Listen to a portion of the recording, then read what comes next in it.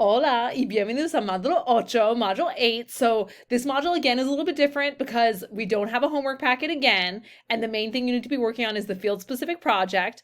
But we do have the articles that you needed to read, and there is a discussion board that you need to reference the articles in, and you also want to talk about your field-specific project in the discussion board.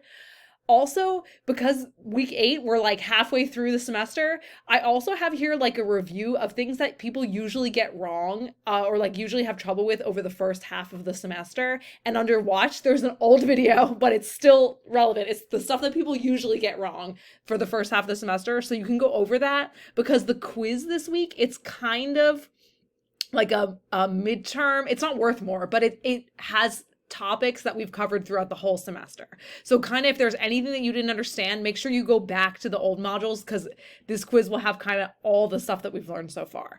And yeah, other than that, the materials are the same from module 7.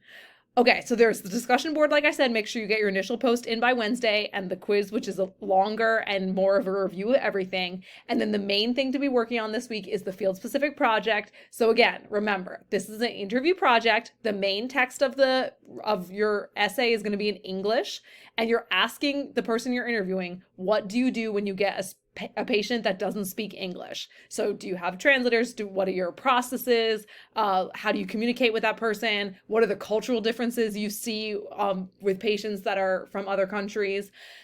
So that's the main part of the strategies that they use. And then at the end, you need to ask them for 20 words that they think would be useful for you to know, in Spanish to communicate. And you're going to put them in English and Spanish as like a vocabulary list at the end.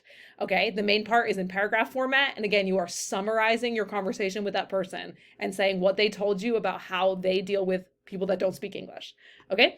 Email me if you have any questions y nos vemos pronto. See you soon.